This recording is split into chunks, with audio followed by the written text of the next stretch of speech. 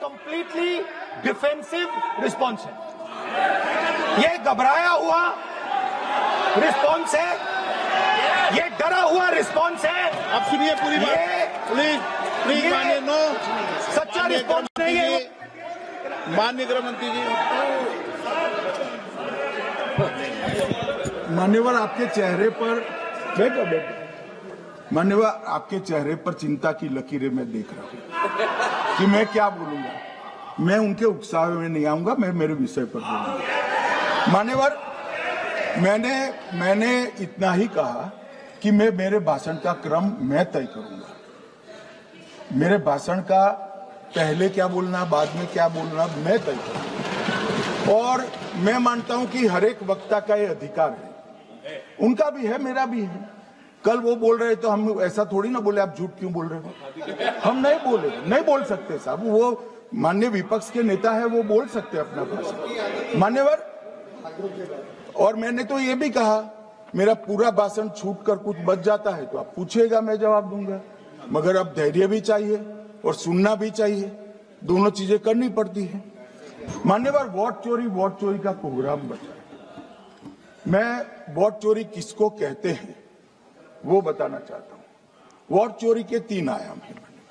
एक तो मतदाता नहीं है, मतलब योग्यता नहीं है, और आप वोटर बन जाते हो तो वोट चोरी माना जाएगा।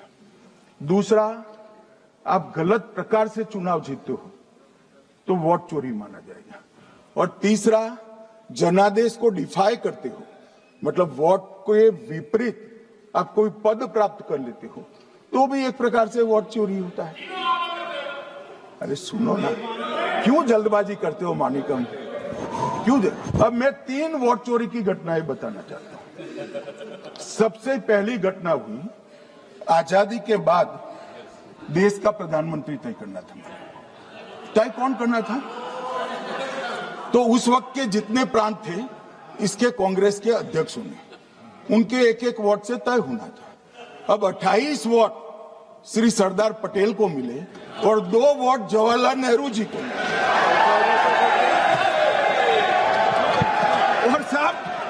और साहब प्रधानमंत्री जवाहरलाल जी बने।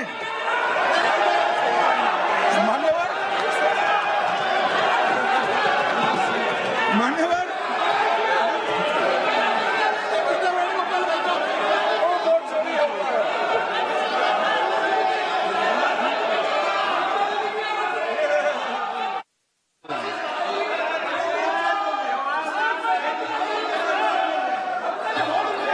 प्लीज माननीय गृह मंत्री जी, माननीय गृह मंत्री जी,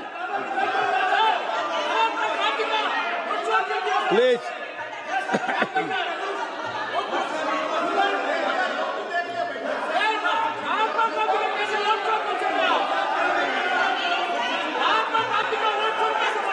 बैठो बैठो, बैठिए माने, please please please.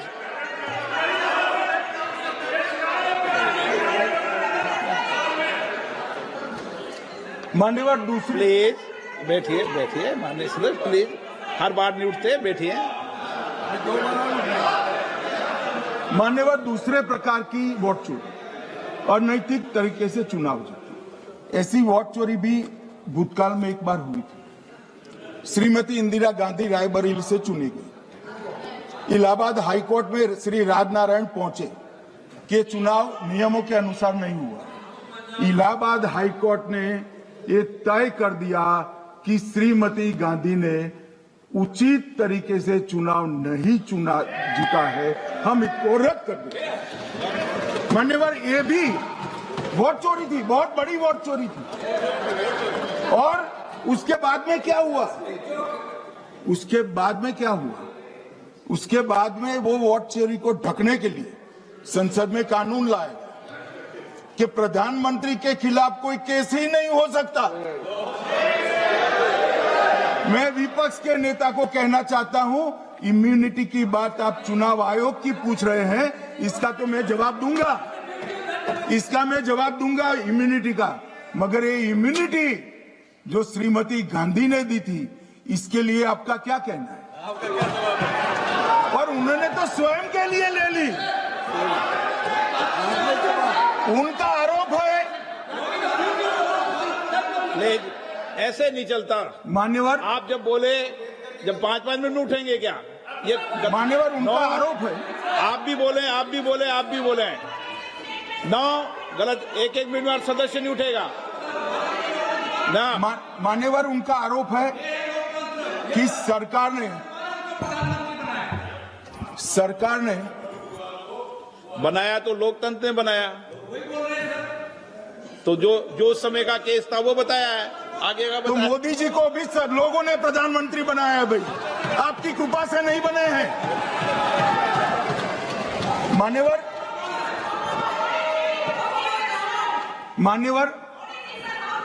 No please, से मानक तरीका ठीक नहीं है आपका, 2-2 मिनट में उठना। मान्यवर, विपक्ष के नेता ने कहा कि आपने चुनाव आयुक्तों को इम्यूनिटी दी।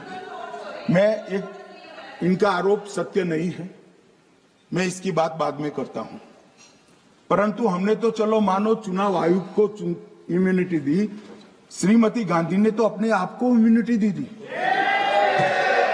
और फिर जब ये संवैधानिक सुधार के वायरस चैलेंज हुए तो वो केस जीतने के लिए 2, 3 और 4 नंबर के सर्वोच्च न्यायालय के जज को बाईपास कर चौथे नंबर के जज को चीफ जस्टिस बनाया और वहां केस भी जीत लिया। और मान्यवर, ये तो इतिहास है, कौन जुटला सकता है? इनको कोई पढ़ाता नहीं है इतिहास, ये तो इतिहास है, सर्वोच्च अदालत और संसद के रिकॉर्ड में रखा हुआ इतिहास है। इसके खिलाफ लल्लन सिंह जैसे कितने लोग पूरा जीवन लड़े बिहार में इमरजेंसी के खिलाफ, जेल में गए, लाखों लोग गए। और तीसरी वोट चोरी कहना चाहता हूं, तीसरी वोट चोरी का प्रकार मैंने बताया था कि योग्यता नहीं है और मतदाता बन जाना। अभी एक वाद पहुंचा है, वाद मतलब डिस्प्यूट पहुंचा है दिल्ली की सिविल अदालत में। उसमें डिस्प्यूट ये है कि सोनिया गांधी जी इस देश की नागरिक बनने से पहले मतदाता बने।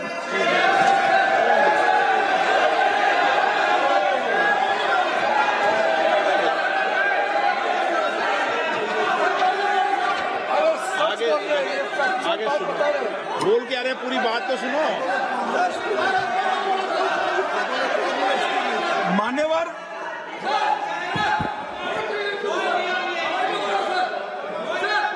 मान्यवर, मैंने इतना ही कहा है कि अदालत में केस चल रहा है जो फैक्चुअल है। अब जवाब तो उनको अदालत में देना है, सोनिया जी ने यहां क्यों दे रहे? अदालत में जवाब देना है।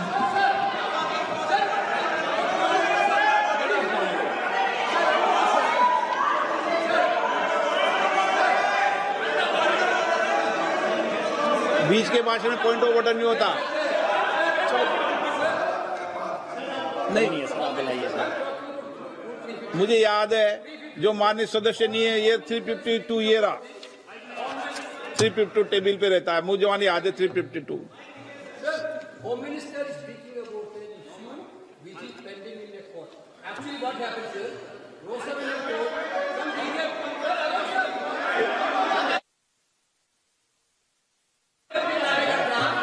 filed a case on Madam Sonia Gandhi's voting on that 80.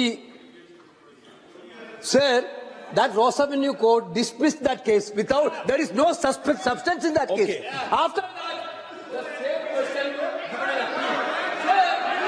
Gandhi not even voted in that election. I am challenging Home Minister. Okay. Sonia Gandhi not even voted that election. Can you prove it? Can you prove it? Sir, misleading statement a Home Minister doing. Sir, you are. What is this, sir? एक minute please दादा, एक minute please. No, बैठिए। No मान्य please. देखिए माननीय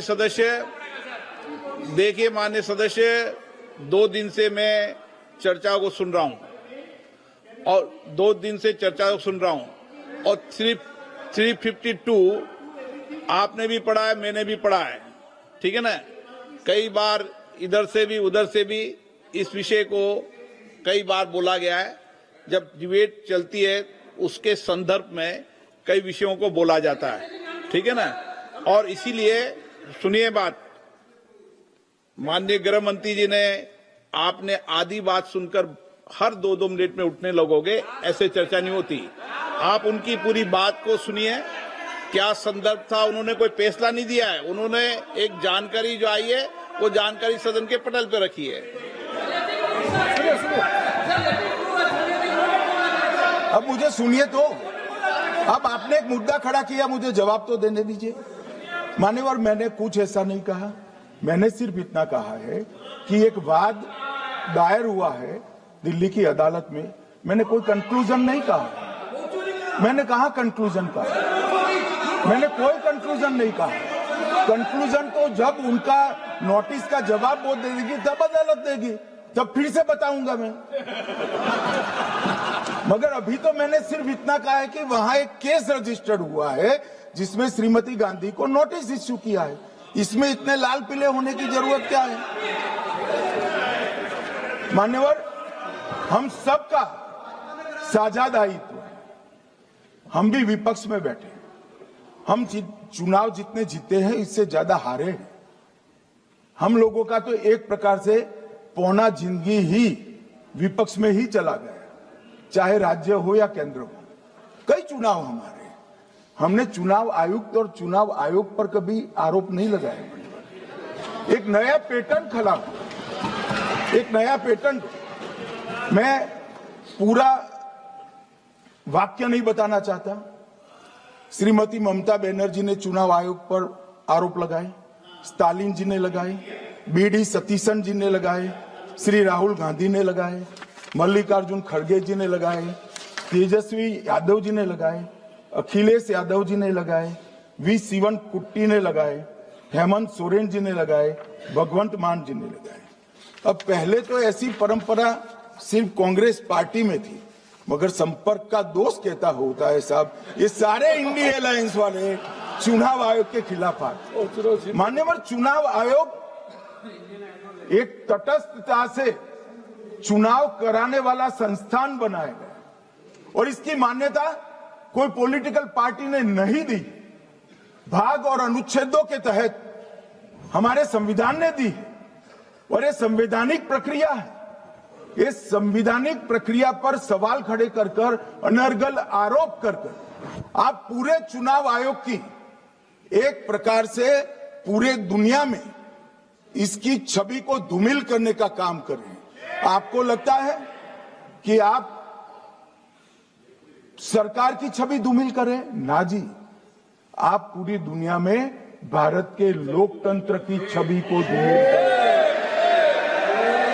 मान्यवर, सरकार का तो इतना ही सवाल है, मान्यवर सरकार का तो इतना ही सवाल है कि भारत के मतदाता क्या सोचेंगे, मगर मतदाता का सोचने का सवाल नहीं है। मतदाता को तो मालूम है कि हमने तो वोट दिया है इसलिए चुनकर आए हैं, तो उसके मन में कोई डाउट नहीं है। ये वोट चोरी करते रहे, घुसपैठिया बचाओ यात्रा निकाली और बिहार में 2/3 बहुमत से हम जीत गए। मान्यवर, ये जो नई परंपरा शुरू हुई कि देश के अंदर चुनाव न जीते तो चुनाव आयोग को बदनाम करो, चुनाव प्रक्रिया को बदनाम करो, मतदाता सूची को बदनाम करो, ये हमारे लोकतंत्र का भला नहीं करेगी। यही आयुक्त के, यही सरकार के होते हुए आप कई चुनाव जीते, हम कुछ नहीं बोले, हम पार्टी में बैठकर इसकी मीमांसा की, मगर ये लोग चुनाव आयोग पर। प्लीज नो, आप बैठिए, ठीक है बैठिए। माननीय सदस्य प्लीज प्लीज। मान्यवर, मैं थोड़ी स्पष्टता के लिए आंकड़ा देना चाहता हूं। मई 14 में श्रीमान नरेंद्र मोदी इस देश के प्रधानमंत्री बने, तब से उनको आपत्ति है। तो एनडीए क्या क्या जीती? 3 लोकसभा चुनाव हम जीते, 41 राज्यों के विधानसभा चुनाव जीते, तो हम 44 विधानसभा टोटल चुनाव जीते हैं 2024 से 25 तक, मगर वो भी 30 चुनाव जीते हैं अलग अलग विधानसभा में, 30 जगह पे। अगर मतदाता सूची करेक्ट है तो क्यों शपथ लिया, क्यों चुनाव लड़ा? आप बताइए देश की जनता को। आप लोग यहाँ कैसे पहुंचे? श्री राहुल गांधी जहां से चुनकर आए थे, वो वायनाड की मतदाता सूची में भी मेरी पार्टी ने प्रेस कॉन्फ्रेंस कर इसी प्रकार की डिस्क्रिपेंसी को बताया है। इसका जवाब नहीं देते। हमने अमेठी का भी बताया है, इसका जवाब नहीं देते हैं। मान्यवर, एक चुनाव की मतदाता सूची में जो थोड़ी बहुत गलतियां हैं, उसको वो लोग मुद्दा बनाते हैं चुनाव हारने का। चुनाव हारने का कारण है नहीं, मैं अंत में बताऊंगा क्यों हारते हो चुनाव, मैं बताऊंगा मान्यवर अंत। परंतु फिर भी चलो मान ले कि मतदाता सूची ठीक नहीं है, तो गहन पुनर्निरीक्षण का मतलब ही ये है कि मतदाता सूची को सुधारने की प्रक्रिया। अब इसमें आपके बीएलए सहयोग नहीं करते हैं, आप उसका बहिष्कार का ऐलान करते हो, आपकी राज्य सरकारें जहां है वो मदद कम करती है, तो कैसे मतदाता सूची का शुद्धिकरण होगा? जो आपकी डिमांड है वो ही चुनाव आयोग कर रहा है। आपकी डिमांड है कि मतदाता सूची ठीक हो, वो चुनाव आयोग कर रहा है, मगर हुआ क्या है मान्यवर मालूम है? इनको अब अगर प्रेस में कोई पत्रकार उनको पसंद ना आए ऐसा सवाल पूछते हैं तो तुम बीजेपी के एजेंट हो ऐसा कहते हैं। मान्यवर, सवाल जो भी हो उसको लेना चाहिए। मान्यवर, पत्रकार कभी बीजेपी का एजेंट नहीं होता है, मगर आप अगर ऐसा मानते हो कि लोकतंत्र में आपको पसंद आए ऐसे ही सवाल पत्रकार पूछे तो ये नहीं हो सकता। इमरजेंसी नहीं है भाई, इमरजेंसी नहीं है।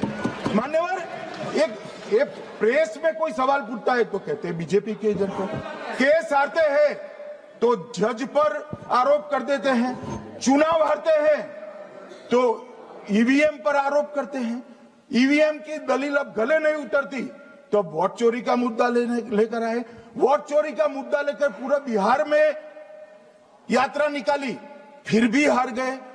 अब हारने का कारण आपका नेतृत्व है, ये हारने का कारण ईवीएम और मतदाता सूची नहीं। और अगर ये मानते हैं मान्यवर,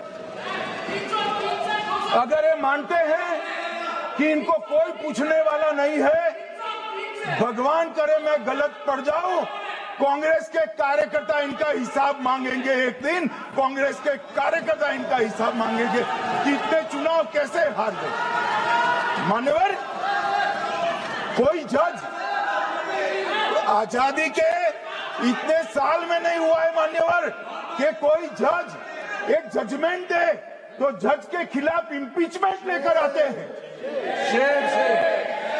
अपनी वोट बैंक को एड्रेस करने के लिए इंपीचमेंट लेकर आते हैं मान्यवर। और ये सारे ने तो साइन कर दिया, साथ ही साथ उद्धव जी ने भी साइन कर दिया। उद्धव जी, जजमेंट क्या है? एक पहाड़ी पर मान्यता है कि हाँ सबसे ऊपर दिया जलाया जाए। मान्यवर, एक वोट बैंक को संभालने के लिए एक हाईकोर्ट के जज के सामने इंपीचमेंट लेकर आए हैं।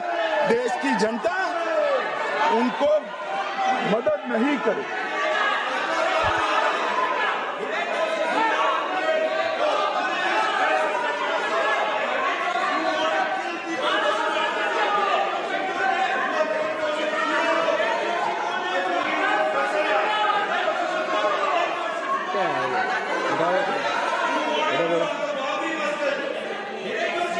प्लीज नो, माननीय गृह मंत्री जी। गौरव जी बैठ जाइए, नया मुद्दा शुरू हो रहा है। प्लीज, अरे भैया प्लीज मेरी बात सुनो ना। माननीय गृह मंत्री जी, माननीय गृह मंत्री जी, माननीय गृह मंत्री जी, नया मुद्दा शुरू हो रहा है, फिर से खड़ा होगा होना, आप बैठ जाइए please. No no,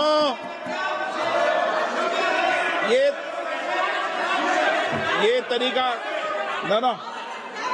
Manickam ji please बैठिए। नो, ये तरीका ठीक नहीं है। ले बैठे बैठे बैठे। हर आपको ज्यादा समस्या है क्या हर 2 मिनट में खड़े होने की? हर 2 मिनट में खड़े होने की समस्या है क्या आपको लोगों? बैठिए, ऐसे नहीं चलेगा। मान्यवर, 2014 के बाद अरे दादा ये भी बैठ गए, अब बैठ जाओ। मान्यवर, 2014 के बाद हारने की परंपरा शुरू हुई। हारने की परंपरा शुरू होने के बाद हाँ जीते ही है, मगर हारने की भी परंपरा हुई है। मान्यवर, हारने की परंपरा शुरू करने के बाद इन्होंने सबसे पहले ईवीएम को निशाना बनाया। आज मैं आपके माध्यम से सदन को और सदन के माध्यम से देश की जनता को बताना चाहता हूं, ईवीएम कौन लेकर आया इस देश में? मान्यवर, कौन लेकर आया? 15 मार्च 1989 को जब राजीव गांधी इस देश के प्रधानमंत्री थे, तब ईवीएम लाने का कानूनी बदलाव किया गया था। अब राजीव गांधी के ईवीएम के कानून का भी विरोध कर रहे हैं। मान्यवर, इसके बाद में अरे सुनो ना क्या प्रक्रिया हुई। इसके बाद में ईवीएम के खिलाफ किसी ने याचिका करी। इस देश की सर्वोच्च न्यायालय के 5 जजों ने बैठकर ईवीएम के कानूनी बदलाव को 2002 में उचित ठहराया। मानो राजीव गांधी को भी नहीं मानते, सर्वोच्च अदालत को भी नहीं मानते हैं। फिर 98 में मध्य प्रदेश, राजस्थान और दिल्ली, इसमें सिर्फ 16 विधानसभाओं में इसका ट्रायल लिया गया। कितना केयरफुल है ये भी बताता हूं। हुडा बैठो, ये भी कितना केयरफुली चुनाव आयोग आगे बढ़ा है। मध्य प्रदेश, राजस्थान और दिल्ली, ये राज्यों की सिर्फ 16 विधानसभा में इसका ट्रायल लिया गया। हर प्रकार से चेक कर ईवीएम का उपयोग सबसे पहली बार पूरे देश में 2004 में हुआ। 2004 का महत्व है माननीय। सबसे पहले 2004 में हुआ। पूरे लोकसभा चुनाव हमारे समय में ईवीएम का उपयोग हुआ। लाए राजीव गांधी, वहां से लेकर 2004 तक। और 2004 के चुनाव में कौन जीता भाई? वो जीत गए। उस वक्त ईवीएम की चर्चा बंद। 2009 का चुनाव हुआ, पूरा ईवीएम से हुआ, ये जीत गए। चुप्पी साध ली। 2014 में सब हम जीते तो कौ चालू करती वो सरकार में थे। मान्यवर, ये क्या है? जब कानून आप लाए, मशीन आपने इंट्रोड्यूस किया, चुनाव आप पहला जीते मशीन से, दूसरा चुनाव जीते, मौत से 10 साल राज किया और हार गए तो फिर रोते हैं। मान्यवर, देश की जनता मानती है इसको। और दूसरी बात जब चुनाव आयोग को भी लगा कि सच्चे झूठे आरोप होते हैं, तो इस पर रिसर्च की एक प्रक्रिया हुई। मानेगा 5 साल रिसर्च के बाद वीवीपीएटी की इंट्रोडक्शन हुआ। ये वीवीपीएटी क्या है? मैं जब वोट दबाता हूं तो पूरा भाषण उनका धागों में उलझ गया, थ्रेड्स में उलझ गया। मान्यवर, ये कहते हैं पीएम का शेड्यूल देखकर चुनाव आयोग चुनाव तय करता है। मेरा सभी सांसद महोदय से करबद्ध निवेदन है कि चुनाव होने के पहले के 1 महीने पीएम का शेड्यूल, और पीएम को लगभग 24 और 16 कितना होता है, 40 महीना हो गया। इसमें से किसी भी 1 महीने का शेड्यूल दिखाओ। पीएम की गति ही इतनी है, कोई भी महीना उठाओगे तो इतने ही प्रवास करते हैं। मानवर, इसको चुनाव का कोई लेन देन नहीं है। हमारे प्रधानमंत्री जनसंपर्क में आजादी के बाद सबसे ज्यादा प्रवास करने वाला प्रधानमंत्री। और मैं जानता हूं साहब, मैं जानता हूं नरेंद्र मोदी जी को 2001 से मैं बता सकता हूं एक भी दिन की छुट्टी नहीं, एक भी वैकेशन नहीं, लगातार जनता का काम करना। मैंने कभी नहीं देखा उनको वैकेशन में। कई बार इनका अनुकरण करने का प्रयास करते हैं तो बीपी बढ़ जाता है। इतना ये फिर रुक जाएंगे फिर। मान्यवर, ये पूरी चर्चा चुनाव सुधार पर थी। मैंने आज ये भी जांच करा।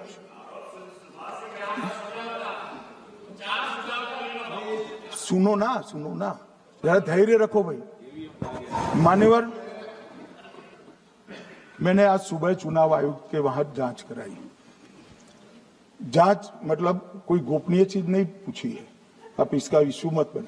मैंने ये पूछा कि चुनाव सुधार के लिए मई 2014 के बाद कौन सी पार्टी से कितने आवेदन आपको मिले, क्योंकि चुनाव सुधार जो करना है इसकी प्रक्रिया क्या है। चुनाव सुधार सभी राजनीतिक दलों के साथ चर्चा कर चुनाव आयोग भारत सरकार के विधि मंत्रालय को भेजता है और विधि मंत्रालय इसका कानून बनाकर संसद के सामने रखता है। ये प्रक्रिया है। तो मैंने सोचा कि इतना बड़ा हो हल्ला हुआ तो ढेर सारे चुनाव सुधार कांग्रेस पार्टी ने दिए होंगे, तो मैं जरा उसका पूछा कर दूं, लगे हाथ तो इसकी भी बात कर लूं। इसमें गोपनीय क्या है?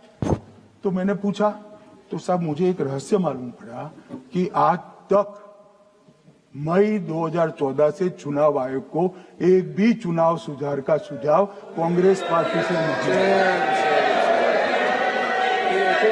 मान्यवर,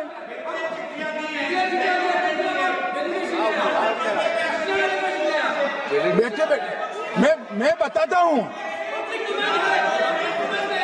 मान्यवर, मैं जवाब पूछोगे क्या?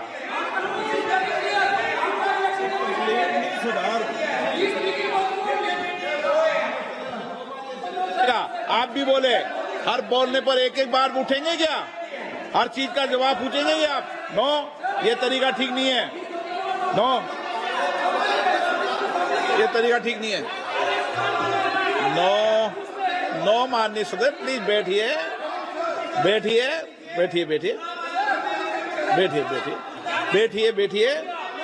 अच्छी परंपरा रखें। ओके।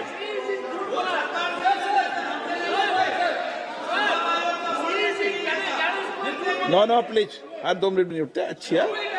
नो, ऐसी नो, प्लीज बैठिए आप। प्लीज बैठिए।